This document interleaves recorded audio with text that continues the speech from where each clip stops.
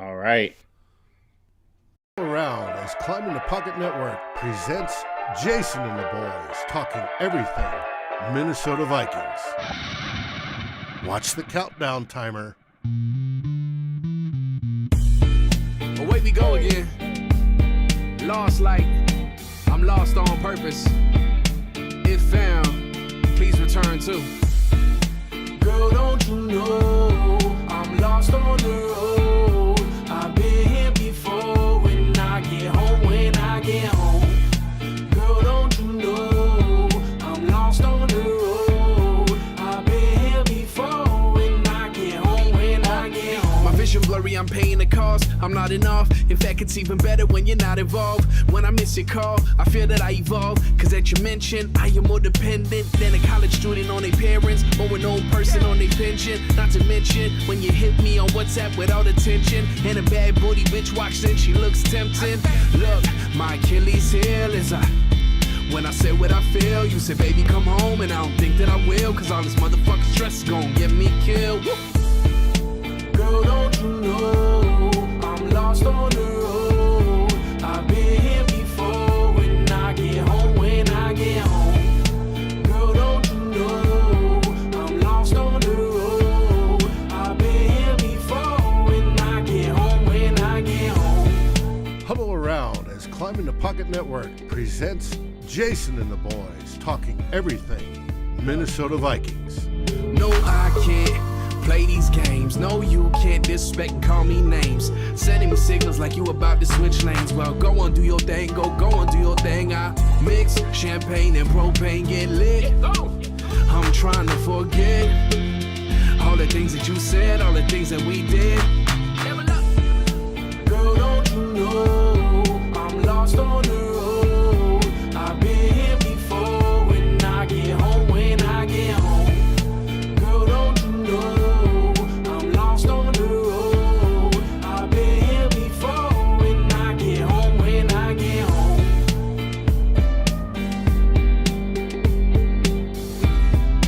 watch the breakdown. And I get home when I get home. You just gonna act like we normal now. Good luck. Don't you try to call me with that bullshit, telling me you're sorry. You act too quick. That's somebody else's problem now. You're somebody else's problem now. Don't you try to call me with that bullshit, telling me you're sorry. You act too quick. That's somebody else's problem now. You're somebody else's problem now.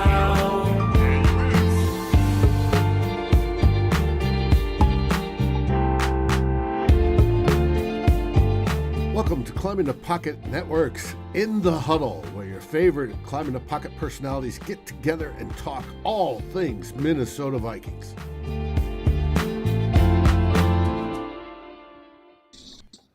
Hello, let's go. Welcome, everyone, to Climbing the Pocket in the Huddle, produced by our fantastic guide on the show, Dave. Amazing intro, Dave. We've got Nick Olson in the middle of the screen. It's been a while, but we have him here for a special day. Nick, the lawyer in him just has to wait until a thousand people lose their jobs, and he's here to talk about it. Oh, man. And then we've got Deshaun double timing, doing the school thing, doing the podcast thing, the live show on YouTube. Happy to have y'all here to discuss a very special day, the start of the 2021 season. If you ask me, it starts today once we get an initial read on the 53 men in purple that are going to be competing for us. Yes, things are going to change, but, the fans are here to hear the takes and participate in the conversation. We got Mary, we got Raymond, we got Eric Johnson. Skull, y'all. I'm sure some of y'all aren't going to be too happy with the cuts, but let's just start with some casual introductions. Nick, how you doing, man? I'm good. Crazy day. A lot going on Yeah. between the Herndon trade, all the other surprise cuts, the surprise additions. And of course, this is going on for every single team. So it's a good reminder we're getting into the actual real live football and not the preseason stuff, like the actual legit football. So it's a welcome distraction. And Deshaun, how about you, man? Tell me something new. Man, I'm just happy to be here. I think you guys might get tired of seeing my face. I've been on here a lot recently. Hey, man, I'm jealous of the bookcase, Nick. You read all those, man? You got so much stuff behind you. You know, it's funny. I was just updating when COVID started. I was like, oh man, I'm gonna catch up on all my reading. I've read 4 books this year, which is better than 0, but it's like way less than I usually read. So I've read probably a lot of them. I don't know about all of them, but yeah. Mm-hmm. I mean, lawyers, we tend to read a lot. It's kind of part of the job. It's true. It's true. Well, now's not the time for reading. Now's the time to get right to it and talk about the several cuts the Vikings made today. I'm sure we'll get to all the important ones in one phase or another of the show. But just starting at the top, let's go with Deshaun first. Deshaun, I want to ask you, of all the cuts that the Vikings made today, which one surprised you the most? Most surprising. I think I have to say most surprising was probably Ameer Abdullah. I think Ameer was probably one of the only players that got cut today where I felt like he did enough during the preseason to actually make the roster. He was running well. He was doing everything well, actually. But the running back room is crowded. They love Kene Nwangwu, even though he didn't play many snaps, but you can just tell they love that guy. And I think Ameer is probably just, the casualty of not being the great runner, jack of all trades, not great at anything, but good at a bunch of things. Wouldn't be surprised if maybe he some way found his way back. But I mean, I think other teams will appreciate that Ameer can do a little bit of everything. I think he'll be on the roster on open day, whether it's ours or not. Yeah, it's interesting. Mike Zimmer talking about special teams contributions all preseason long, and then Ameer Abdullah, a guy who can play special teams, doesn't make the initial roster. So, Nick, what do you think this means for the Vikings, both in the offensive backfield and on special teams? Are we going to miss Ameer? I actually think Ameer will be back soon. I think the Vikings are playing some tricks here, playing some games. Like they cut Andrew DePaula, their starting long snapper.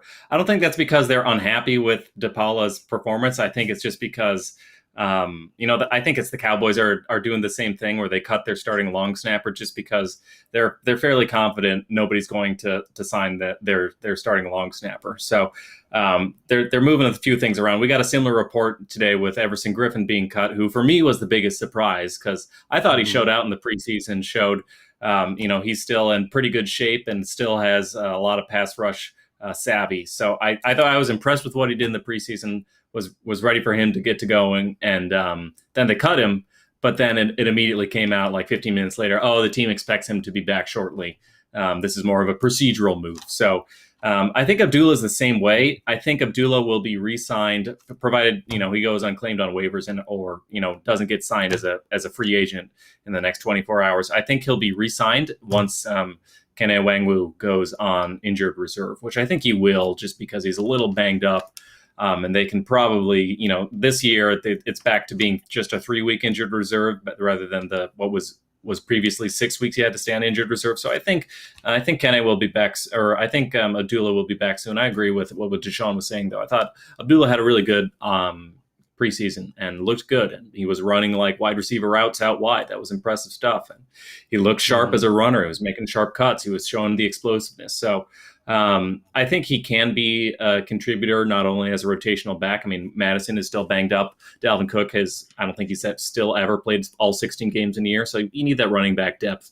I expect Abdullah to be back, but there was still some big surprises. Dan Chisna made the roster. We're talking about Abdullah's special teams contributions. I don't think anybody expected Chisna to make the final roster just because he's substantially improved as a wide receiver this year, but substantially improved compared to last year where he had never really played the position that much. He was like a track star, I think, at Penn State. and then started playing football and turned out to be pretty good at it. So, the optimist in me would say, he's following an Adam Thielen-like trek where he's like a surprise special teamer, core special teamer. Maybe he can develop into a wide receiver. He's already shown a lot of improvement there. He's certainly fast, but I don't know. He's still prone to mistakes on special teams too, which is why I wasn't expecting him to make it. Jalen Holmes the same sort of way. Like they're keeping 11 now defensive linemen. That's not even including Everson Griffen. Yeah. Yeah. So I think trickery is afoot, I would say. I wouldn't be surprised if one of these guys gets traded out of the building or something and Griffen comes back. But yeah, I they're not done yet, obviously. I mean, they don't have a long snapper, so clearly they're not done yet. But yeah, lots of surprises. Fun day. So it sounds like you're thinking that even Joe Jalen Holmes is on the roster. In a couple days, we're looking at a roster that has Everson Griffen and doesn't have Jalen Holmes. Is that kind of the 1-for-1 move there? I think so. We'll see if James Lynch is the other guy who I believe made the final roster. Let me just double check that. Yes, he did. That's another guy who I think they could try and keep him so that he doesn't get exposed in the initial fury of waivers, because a lot of the initial waiver claims come right away. If you can protect your guy for 48 hours, they're usually a little safer on the practice squad. Not completely safe because anyone can still poach them. But once the dust settles a little bit, maybe then they feel comfortable getting away with Lynch on the practice squad. But probably more likely it's Holmes, just because I don't think he's like a valuable contributor and he can kick inside on pass rushing downs. And he's gotten actually a lot of praise from the coaches this whole camp and preseason.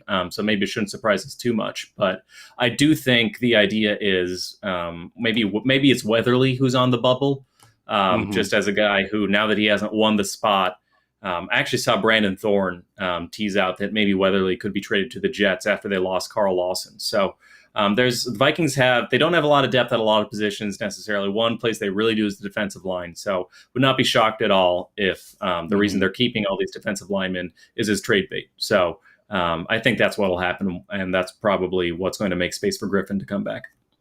Yeah. Deshaun, again, 11 linemen. So they may be, cutting a trade or a lot of these guys. So who do you really want to see among that lineman group, whether they got cut today or not? Like, what does the depth behind the front 4 or 5 look like there? Who are your favorite guys?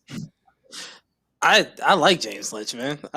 Yeah. Even though I don't think he'll be on the final 53. I was excited, man, when I saw his name. I was like, hey, like what? Like, he doesn't belong there. But hopefully we'll see. He's probably not going to make it. The Stephen Weather DJ Wonnum thing is interesting because neither guy really did much. I mean, Wonnum had the sack, but I think that sack was like largely because Griffen was able to get his guy into the pocket too, and the QB didn't really have anywhere to go. So at the end of the preseason, it actually looks like Griffen might end up playing more than we originally thought. It's like we brought him in as a third down guy, but Weatherly and Wonnum both had pretty poor performances in that last preseason game. They could look to move on for one of the two, and they're not going to move on for DJ Wonnum. They just drafted him. So Nick's right. Weatherly could be moving on. I don't want to admit my take was wrong because I thought Weatherly would be the guy, but we could see him go somewhere. And then Chesnia too. But you know what this team is missing now? You know what? With Dozier gone, Samia gone, Beebe gone. The meme potential of this team is taking a drastic turn, man. We a season ago, we had so much fun with the bad players on this team. And now we're just like getting rid of everybody. I'm sure we'll replace them with some. Yeah, man, this is Vikings fandom, man. We will find a scapegoat and we will find a different one quickly. So don't y'all worry about that. But I do, the comments, they're going to kill me because we were talking about Amir Abdullah. We were talking about the offensive backfield, but we didn't talk about AJ Rose getting cut. I mean, there were some guys that we lost here today that, maybe didn't make us too happy. Carl saying maybe it was a mistake. So Nick, if you had to name one player that you were sad to see go today, who do you think that would be? I mean, leaving out the guys like Griffen, who I think are clearly going to come back, or Abdullah as well. I don't know. There are some surprises. Like I thought there was a good chance Jake Browning would make the roster, or Dakota Dozier would make the roster, but I'm not necessarily sad to see them go because I'm not super excited about having them on the roster either. So I don't know. I'm trying to think, like, who is somebody who they cut that I was really hoping them to keep. I mean, Chad Beebe's another guy in that realm, but I don't know. I guess the guy I would go with is Zach Davidson. Because I was really intrigued by his upside. He made some plays in the preseason, and then he bungled some other plays in the preseason. So clearly he's a raw dude. But I was, when we drafted him, and as camp progressed, a part of me thought, he might sneak on there. He was like he maybe had a shot to sneak on there. So it's a little disappointing. He's going to get exposed to waivers. He'll probably clear through waivers, even though he's a fifth rounder, just because I think the rest of the NFL saw his preseason tape and saw even with the upside, he's not ready to contribute now. Maybe somebody takes a flyer on him just because of that upside, but it would have been nice to see him be able to contribute. And that, gets into, I guess, the Chris Herdon trade. I don't think we make that trade if we see the development we had hoped to see from Brandon Dillon, Shane Zylstra, Zach Davidson. So that kind of leaves us up the creek having to make, I won't call it a panic move, but I think a lot of folks would say they probably overpaid a little bit just to round out that tight end room. So that's maybe Zach Davidson's the guy who disappoints me. Do you think Davidson makes it back to the practice squad? I do. I think he's a fifth rounder, so teams are going to be aware of him. But I think, like I said, they also saw his tape and saw he wasn't ready to play on an NFL team. So I think he's probably safe. We'll see. Yeah, Deshaun. Yeah, I don't know if Dave has a violin music for us or anything like that. I did not prepare him for this request, which he will tell me about later on in the show. But Dave, Dave has everything in his bag of tricks, man. R.I.P. Deshaun, who are you sad to see go? All right, man. I gotta give some love to our guy, Drew Samia. Even though I think he'll be back. I think he. Do you? Listen. Do you, Deshaun? Do you? Listen. Man, it looks like he worked hard to get better. We're gonna bust out the violin for Drew Samia. Listen, he was like our highest graded pass blocker like the whole preseason on like 80-some snaps. Drew Samia went to the lab and he improves, and then he goes out and like blows his hamstring. It's like what happens with all our starters, man, or even our backups. It's like these guys go out, they improve, and they just injure themselves. I'm kind of sad for Chad Beebe too. It's like every single season he just gets hurt like at the weirdest times, But I stopped listening after you said Drew Samia, man. MM has been saying he's out. You got to feel for the guy. He goes from getting blown up by DeForest Buckner to actually, maybe improving a little bit, and now he loses like his whole season to a bum hamstring. You gotta. He's only a he's a third-year player now, man. You gotta feel a little bad for him. Oh yeah. Okay. Well, we got the comments are coming. The questions are coming in. We're gonna have to do rapid fire, little mid-show rapid fire here. Just gonna go Nick, Deshaun, alternate. Eric Johnson is asking you, Nick. D.D. Westbrook made the team, but we haven't seen him yet. What are your thoughts on that? I think he won the punt return job coming in, so I feel like his roster spot was always pretty secure. And I also feel like he's going to get snaps at wide receiver. I don't know with KJ Osborne's emergence necessarily if D.D. Westbrook is still the wide receiver 3, or maybe he's just rotates in depending on the down and distance. D.D. Westbrook's probably more of your between the 20s guy just based on how fast he is, but he's also really tiny, so you probably don't want to use him when space gets more tightly constricted in the red zone. But I do think he's a good receiver, and when he's healthy, he can be a difference maker. Not like anything crazy, but like when he's healthy, I think he's good. And the main thing with him is he's just never been healthy, which happens when you're like 6 feet tall but only 170 pounds. So he's I do think, we haven't seen a lot of him, which, probably concerns you a little bit in terms of what do we know we're going to get out of this guy. And of course, Vikings fans have been burnt by plenty of veteran free agent wide receiver additions who came in with much plaudits and lauds and wound up doing nothing. So Tajay Sharp most recently, but there's a whole gang of guys. I do think the special teams, if nothing else, his value add as a punt returner is valuable. And I do think when he's healthy, he'll be able to contribute to that wide receiver room. Great. Deshaun, Mary Fisk is asking, how are you feeling about our decisions on the quarterback group right now? Listen, I was out here petitioning for Mon for QB2, so it looks like it's happening, man. I love it. So I think what I saw from Mon is that I feel like he's going to make a mistake or two. Like that pass to Davison, kind of his biggest mistake of the whole preseason. It was high, it was away. He's going to make you a mistake, but I think you're able to create that different kind of game plan to really just put stress on the defense. A kind of stress that Kirk Cousins can't put on the defense. A kind of stress that really no quarterback that you're going to go out and get right now is going to be able to put on a defense. So I think we don't know if they're going to settle with that, but I think going ahead with Kellen Mond at number 2 is fine for now. Mm-hmm. All right. Next question. Carl Brodeen is asking, Nick, how do you feel about the cornerbacks? I feel good. I feel good with the 6 guys they've got. I'm a little sad to see Dantzler lose his starting spot to Breeland, but it's encouraging. It goes both ways. It's really encouraging to see Breeland play really well. Outside of that, being burned by Tyreek Hill, which that happens to a lot of good cornerbacks. So I feel like Chris Boyd has really taken a step forward, which is encouraging to see. He's been getting a lot of praise from the coaches, and he always kind of had the size and the speed to contribute in that cornerback room. I think Harrison Hand has some potential. I feel like you've got questions about all the guys at the top. Patrick Peterson, is he still the same guy? Bashad Breeland, can he cut back on the penalties like Peterson, or can he get? Is he still fast enough to stick up with guys? Mackenzie Alexander, how's he going to do in a new environment? We got all these new guys, so there's questions about the starters, I think, but I also feel like the depth is pretty solid.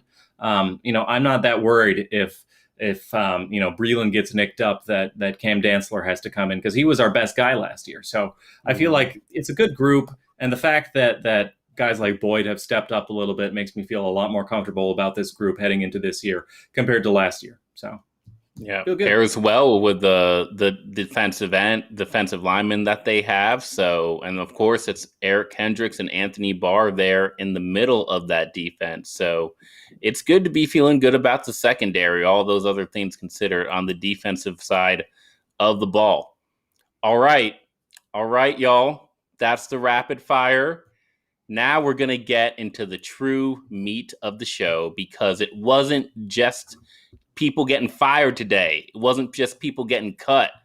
It was the Vikings making a trade for Chris Herdon, formerly of the New York Jets.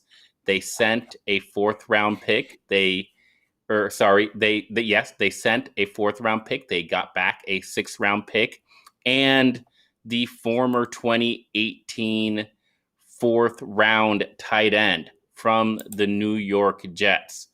So we're going to go back and forth. We're going to get both Nick and Deshaun to comment on this, but we're going to comment on Deshaun. Deshaun, please grade this trade, because you're in school, so you got to grade it. And then tell us why you feel that way about Chris Herdon joining the Vikings. I think I think you just got to go with kind of average. So I would go with C as of right now. I would go with a C. So at first glance, you kind of cringe at the 4th rounder for a guy that's on the last year of his deal. He was in a bad offense. He was in probably like one of the worst offenses we've seen in the last couple of years. So we don't know his true potential, but he also has that injury history that you don't like to see. But upon watching some of his games, he has this catch potential about him, that he's able to climb the ladder above other guys. He's able to make these like hard concentration catches that I think translates really well to like end zone play. Tyler Conklin kind of does the same thing, maybe not as well. But I guess since Irv Smith is out, you still get that extra receiver in the end zone that can make a tough catch, which is okay if he can stay healthy, that is. I will say that we tend to overvalue draft picks, especially like those day 3 picks, those 4th and 5th and 6th rounders.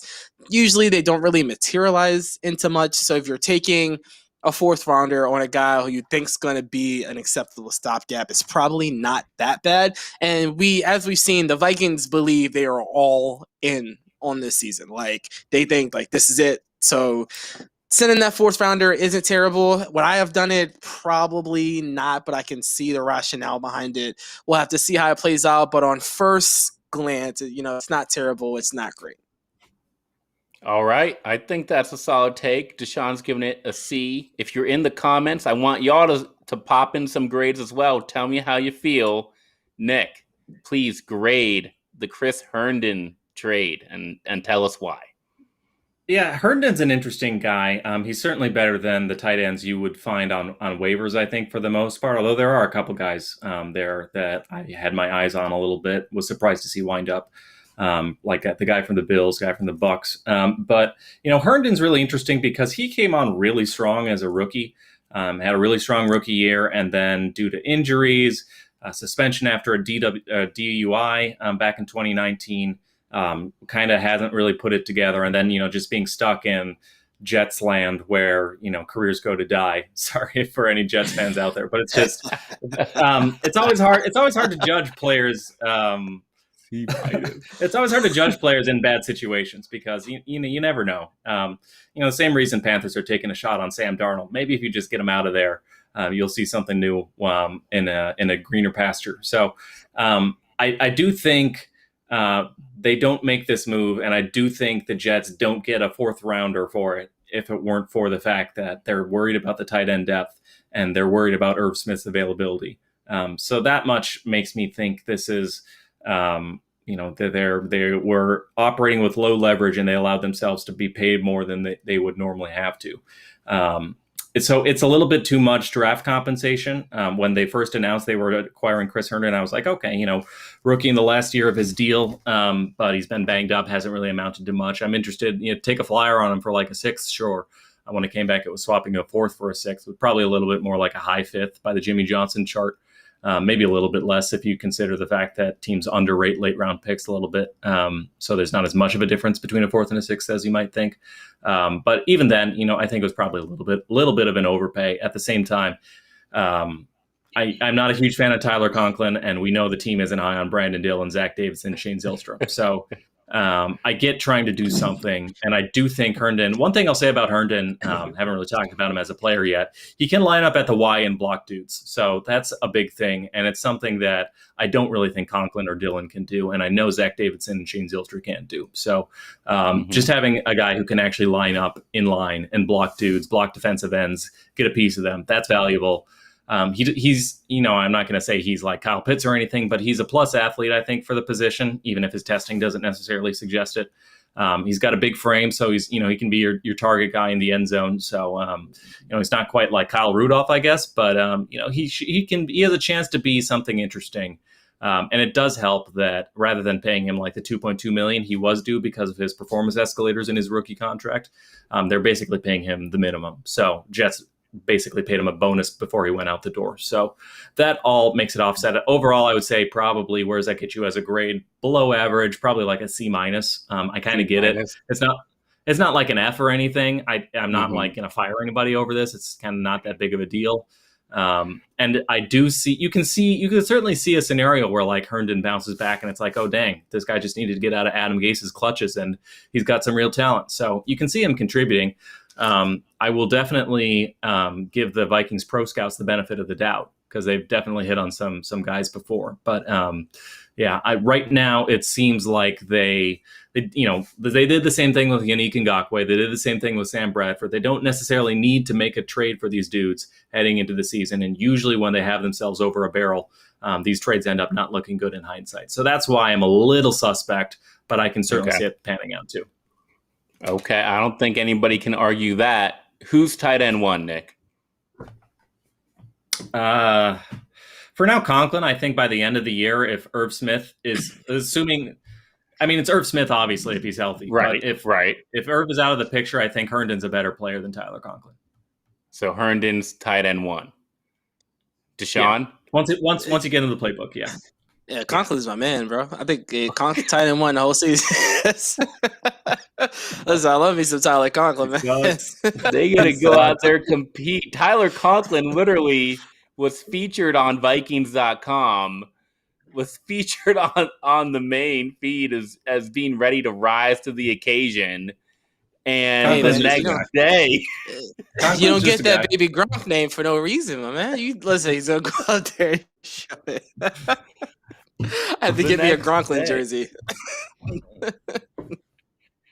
He's okay after the catch. He's got a big catch radius. Yeah. But I don't know. He's just a guy. Yeah, I will say that, I'm trying to keep the takes for Nick and Deshaun here, but I think it's good to remember that Conklin is coming off just a small injury as well. And it's up in the air when we're going to get Irv Smith back. So maybe it's just the fact that they're not ready. Gronklin's not ready, where they felt that they need to make this trade rather than take somebody off. Offensive, comparing Tyler Conklin to the greatest tight end of all time. Oh, Nick ain't having it. Nick ain't having it. Jablonski's coming in here looking for hype. I don't know what you want, Jim. You started the first comment you had on the show was saying that you didn't like the trade neither. So don't try to rely on us for all the hype. We'll get hype. We're talking about like the bottom end of the roster guys. Like I'm not going to get excited about like Dan Chisna. I'm really excited about like Justin Jefferson, Adam Thielen, Dalvin Cook, Harrison Smith, Eric Kendricks, Daniil Hunter. Like those are blue chip Pro Bowl caliber guys. I will get you hyped as heck. I don't know if we can swear on the show, but I will get you hyped as heck about those guys. But you asked me to talk about Jalen Holmes, Dan Chisna, Amir Abdullah. I don't know what I got for you. Okay, yeah. Hey, well, let's switch it because that actually goes into my final question. Because overall, again, we know this is the initial 53. There are going to be changes in the coming days, but everyone's down to 53 rosters, 53 players right now. So just looking at the overall Vikings roster and looking at the rest of the league, where do we rank? If you have to say the Vikings have the blank best roster in the NFL right now, what is that number? Deshaun, I'm going to start with you. Man. I think overall, so the Vikings have like a very so what the Vikings did this offseason is they raised the floor of their roster significantly with all their signings. They didn't sign a bunch of superstars. They just kind of signed some back-end pieces to make sure that they don't fall through and have those terrible performances from last season. So, and then they have enough stars. They have, Kendrick, Smith, Hunter, Thielen to be top 10. So I would probably say as overall roster, I probably put them at like a number 9 or a number 8. I don't think that's super unrealistic. Top 10 roster in the NFL. How's that for some hype, Mr. Jablonski? Huh? Nick. Where's the roster rank? I'm the same way. I don't think they're quite the Bucks or the Packers or the I don't know, the Ravens. Probably the Browns are probably up there. But they're probably in that next tier with like the Cowboys. So that's probably around like 7th to 10th range, I would say, is where the Vikings slot in. I will say Pro Football Focus in July ranked the Vikings as the 9th best roster in the NFL and said their biggest weakness was the interior offensive line. I think what we've seen this offseason from the emergence of Oli Udoh, a little bit of development from, I think we've seen Ezra Cleveland step up a little bit. Garrett Bradbury looks a little bit better too. I think so. That was the big glaring weakness we were all concerned about is, and now Dakota Dozier's not even on the roster. So I feel like that was the weak part of the roster. We fixed that. Dare I say, knock on wood, we fixed that. And so now I'm a lot more hyped about the roster. I know Mike Clay at ESPN said the Vikings had the 7th best roster in the NFL. He's particularly high on like Anthony Barr, Eric Kendricks, which I understand. Thinks these cornerbacks have the potential to be very good. And then I think everybody understands the defensive line is good. Mike Zimmer is very good at scheming defenses. So I do think, just looking at the talent on the roster, I mean, they have the top end guys. They've got Justin Jefferson, Adam Thielen, Dalvin Cook. Not many better trios than those three guys on offense. And then they got Daniil Hunter, Eric Kendricks, Harrison Smith. They got Pro Bowl caliber guys at every level of the defense. So I think they got the top end talent, and I think they added a lot of the glue guys, the Dalvin Tomlinsons, the Anthony Barrs, the Sheldon Richardsons, the Oli Udos. I think they have a lot of like talented players. So I do think top to bottom, this is a talented roster. It gets slept on a little bit because Kirk Cousins is an easy quarterback to make fun of, but like day in, day out, like year in, year out, he puts in top 10 stats. So if Kirk Cousins keeps putting in like, top 5 passer ratings or whatever, I think this is easily a playoff team. So there's my optimism for you. There's my hype. Yeah. So enjoy. All right. So y'all agree. Nick, I'm going to come back to you shortly, but there is agreement. They could not agree on the last name of our tight end, Tyler, but they can agree the Vikings have the 8.5 best roster in the NFL, and they're not done yet. They are not done yet because there's plenty of guys out there on the waiver wire. So, Nick, who are you adding to the 8.5 best roster in the NFL? Yeah, so part of this, I think, is driven by need. I think now they're pretty happy with their tight end room. They're probably looking at quarterbacks. I saw who was our old friend Trevor Simeon's available. I think the Saints waived him. Okay. So he could be a guy who's familiar with the coaching staff, has some chemistry with the receivers. So he could make sense to bring in if they're not happy with just rolling with Jake Browning on the practice squad and Kellen Mond on the active roster. There's a lot of safety depth in the NFL right now. I saw Carl Joseph got waived by the Raiders. He could be an intriguing ad, I think, at the safety position. There's like a million kickers out there who got waived. I'm not sure if any of them are like a clear-cut upgrade over Greg Joseph, but I do think it would be a smart idea for the Vikings to bring them in.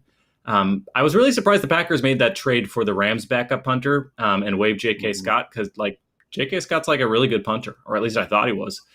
He's certainly graded as one of the better punters over the last few years. So Colquitt, I thought, looked really good in the preseason once he fixed that issue that caused him to look like terrible week 1, but I think it was like a minor. He was like not extending the ball enough on his punts or whatever, so he fixed that. But he is like 36, I think. So I think he's the oldest guy on the roster. So J.K. Scott, like a decade younger, I would be happy to bring him in, see if he can compete with Colquitt for the punter job. So there's a lot of guys. I mean, I think they could probably think about adding some linebacker depth. They kept all 7 of them. So, but you can probably, some of those guys like Blake Lynch probably would survive waivers. Ryan Connolly might survive waivers to the practice squad if they wanted to add some linebackers too. So there's a lot of guys out there. And I do think, they wouldn't be playing these games with cutting their long snapper and cutting Everson Griffen if they didn't plan on adding additional dudes to the roster. So those are some of the guys and some of the positions I expect them to target. All right, let's get some more names. Deshaun, we're going shopping out there on the waiver wire. Who are you looking to pick up? So me personally, I liked Michael Jordan from the Bengals. Had a really good preseason. I think he was like their highest graded interior offensive lineman. Would add some more depth. I like Nick Folk. That was just I think you mentioned him earlier in the group chat. He was cut from the Patriots. I think he had like a 92% kick accuracy last season. That would be a solid ad. Also, we should be on John Brown watch from the Raiders. He just recently requested a release from the Raiders. Speed guy in the slot, doesn't need a high volume of catches, can be a super efficiency guy, almost like a Aldrick Robinson from a couple seasons ago. So if we were looking to maybe add another receiver, a more veteran kind of guy, he would be a good look too. Yeah, there's a lot of really good receivers. Well, maybe not really good, but there's a lot of good receivers who wound up cut. I think it's a very deep position right now. So compared to like the Dan Chisenas of the world, wouldn't be surprised if they took a long look at some of these guys that got released today. Great. Well, there's certainly a ton of excitement today, and even more excitement is sure to follow regarding the Vikings 53-man roster. Nick, Deshaun, thank you so much for joining the show. We love having all y'all in the comments. And just remember that Climbing the Pocket is going to be here all season long. Keep on joining the conversation. Dave, I'll turn it over to you. Hey, everybody. I just want to let you know tomorrow night, and I'm sure things will change on the roster by then, we have Vikings Happy Hour with special guest Phil Mackey of Score North to give us the straight skinny as he drinks probably a Shirley ale of some sort, and we talk the Minnesota Vikings. Gotta love that. Vikings Happy Hour bringing in the heavyweights. Love to see it. Mm-hmm. Love to see it. We're like Mackie, I said, we're gonna got be Collar here. on. That's a good group. Oh, we got And more we're lined close to up, the too. season. It's all about to get real for real. If you know what I'm saying, we're gonna have games that actually count against the record here soon. And hopefully our Vikings get off to a hot start. So thank you all for joining. Wait to be upset on my Sundays. Hey, there was one thing I forgot. I wanted, when you guys mentioned that Dakota Dozier was cut today, to blast the hole. Wow. Anyways. Wow. Can we get the R.I.P. violin Dozier. for Chad Beebe? Well, And let's call it a wrap. Let's get people call it a home to wrap. their families. skull, We everybody. need like a compilation of their greatest moments.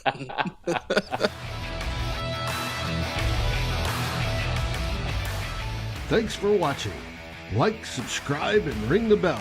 And if you're listening on your favorite aggregator, make sure you rate us.